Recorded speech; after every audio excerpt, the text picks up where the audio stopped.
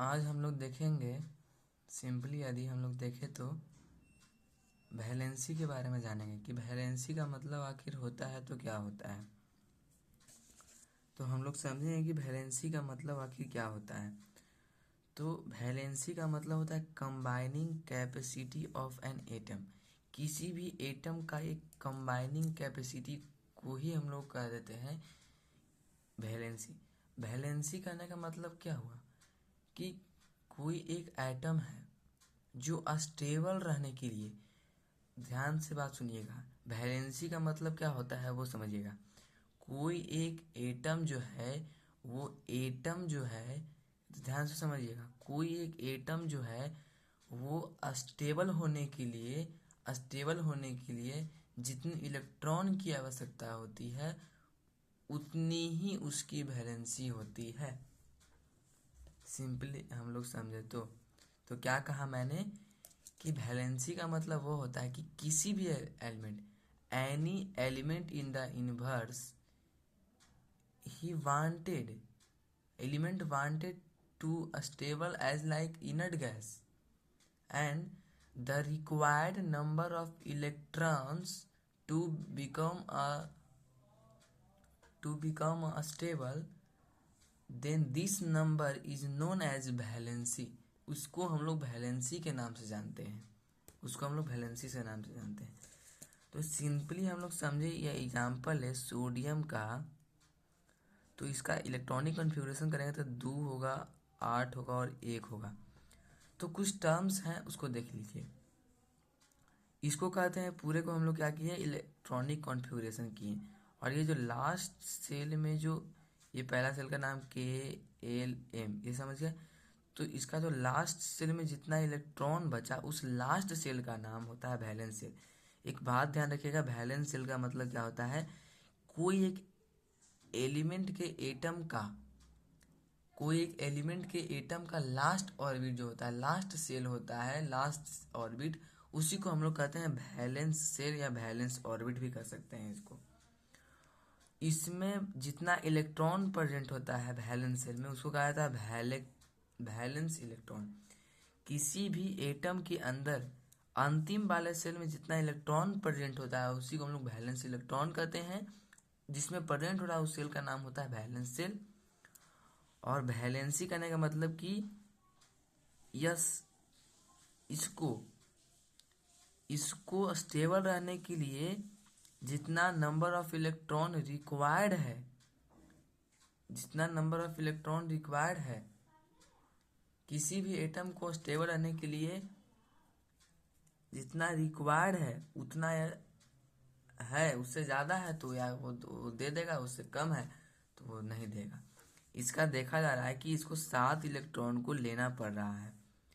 7 electron कोई नहीं देगा, 1 इलेक्ट्रॉन को दे देगा तो ये स्टेबल हो जाएगा, या 1 इलेक्ट्रॉन को दे देगा तो स्टेबल हो जाएगा, और 7 इलेक्ट्रॉन को ले लेगा तो यह स्टेबल हो जाएगा। लेकिन ज़्यादा आसान क्या होगा, 1 इलेक्ट्रॉन को दे देना आसान होगा, तब ना स्टेबल हो जाएगा। 7 इलेक्ट्रॉन को लेगा तो वो कहाँ से रख पाएगा उस चीज़ को। इसलिए कहा जाता है कि 1 इलेक्ट्रॉन को उसको स्टेबल रहने के लिए इसको 1 इलेक्ट्रॉन देना आसान पड़ा, इसलिए वो 1 इलेक्ट्रॉन दे के स्टेबल हो गया। इस चीज़ को हम लोग समझ गए हैं।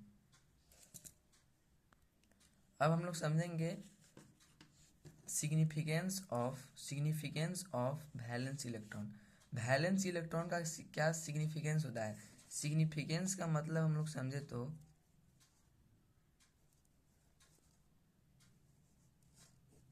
महत्व।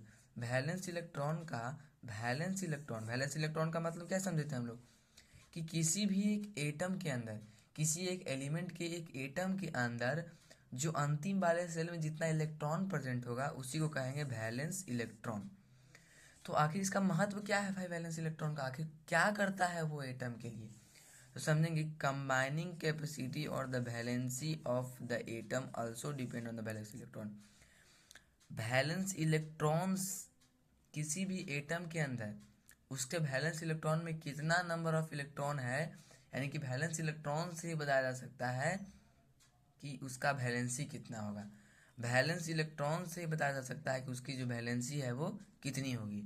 और कहा गया कि chemical property of an atom depend on valence electron.